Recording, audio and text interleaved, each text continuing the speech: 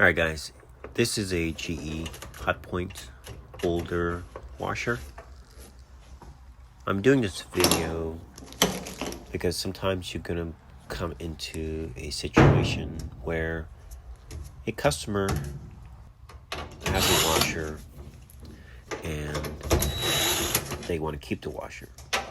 This particular unit, the customer has some sentimental value to this washer and wanted to keep it. It was her mom's, so she wanted to keep it. The timer, as you can see, is pretty damaged. So at one point it snapped and she thought the knob was bad. Replaced the knob and still wasn't working. So I went out and I discovered that the timer was broken.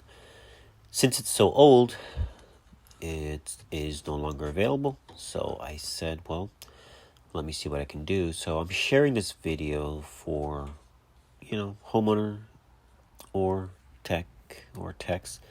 So if you run into this situation to where you need to reattach the timer, secure it back to the washer. Now, I can't give you specific brackets. These I used, I just had them laying around. But a good starter is angle iron, like corner brackets, shelf brackets, these little 90-degree bracket angles. So those are good. I keep a few of those around just in case. I had them in my I got a little toolbox just for screws and whatnot. And the other was another bracket. To be honest, not sure where I got it from, but I had to drill a hole in it. And the other one was from a blind, the blinds in the home, in your house for the curtain, or not the curtain, for the blinds. So just odds and ends. So basically, to give you an idea, what we're doing is reattaching the timer back to the housing. The brackets are no longer functioning, so you have to fab your own brackets. And what you're going to do is attach the brackets to the inside of the console. Now the console has an additional piece of strip, so you have to be mindful. Do not use long screws. They have to be short enough to go through your brackets and through the brackets on the back of the console. You do not want it to go through the front console. That would not be good. So once you have figured out the length of the screws, you should be okay. Then you might have to bend or twist your brackets to make them fit.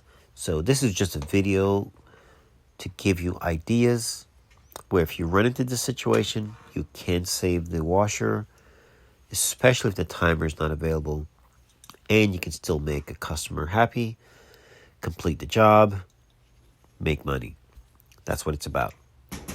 So, and also, if you're able to, sometimes I mentioned to this customer that there's a good possibility that if I wasn't able to fix this timer, that we could actually replace the entire head. So when I say the entire console, for example, if you see a machine that is older, you can always, one thing with GE, guys, keep in mind that you can change a lot of parts from different machines to machines. And we're talking about if a customer wants to keep her machine, obviously she could just buy another washer. But sometimes you have a situation to where you go above and beyond, or you think outside the box. So, for example, if you had a washer that was similar, everything on there was functioning, you could always remove the console with the wire harness. You have to get the wire harness. So you have the timer, which is the brain, and make sure that sometimes it's a good idea to take the motor along with you. And if the motor, if the washer are similar in age, meaning, some years give and take 5 or 6 years, GE would use pretty much the same style motor. So meaning the brackets and everything would fit. So when you're a tech, you know these things. So always have the motor just in case, because then that connects to your harness.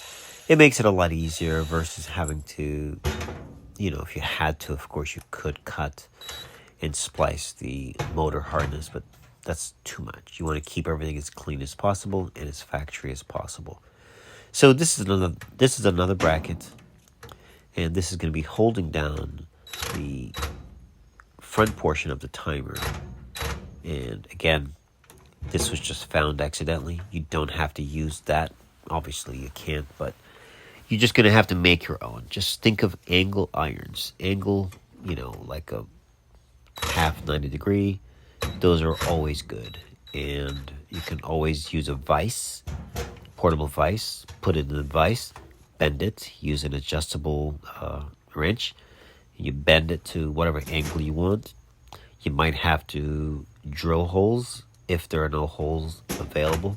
So tiny holes, or you can use self-tapping screws, which are pretty short as well. And you can definitely make it work.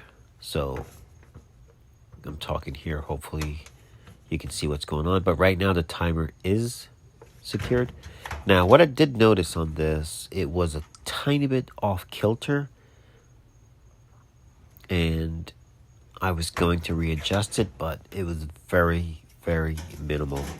So I decided not to. It was not an issue at all. At the end of the day, the timer was still working. The washer was fine. So I did not want to readjust and maybe lose my stability because it was nice and sturdy. I didn't want to mess with it. So that's what we did. And just make sure that you are able to get it back into the console area. So you do not want to have anything sticking out, anything too big. So keep them nice and, slimline.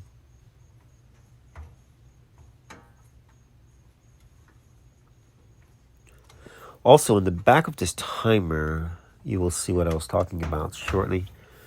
When you push that in, the knob, it should make a nice click, clunk, click. And this timer, it's pretty old. To be honest, I'm very surprised this unit was still working. This was her mom's, and it's still kicking. So, older machines, excellent. Now, this clicking and clucking, see, at the bottom or the base, there are two springs. They're like stainless steel, flexible springs that would actually squeeze that knob, and when you push it or pull it, it would actually push them out of the way, and the spring would go back and forth against that base of that timer as you push or pull. But I did not have any more. Well, to be honest, you can't buy those. It's part of the timer. So, oh well, nothing I could do. So the timer had multiple issues. And I think that was probably from, pushing too hard or just over the years. They just snap. But it did not affect the functionality of the washer, which was great. So you'll see shortly, everything was working just fine.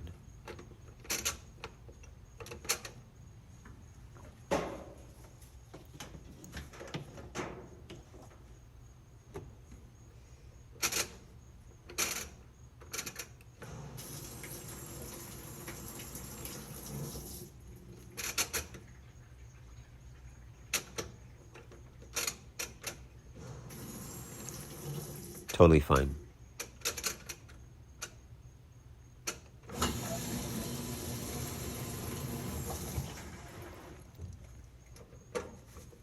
Just don't push too hard.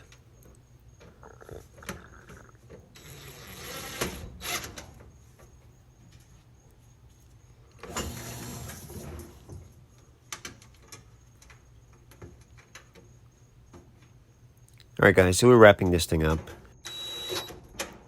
So we're pretty much done with this. So thanks for watching, and hopefully this idea will help you guys if you run into this situation.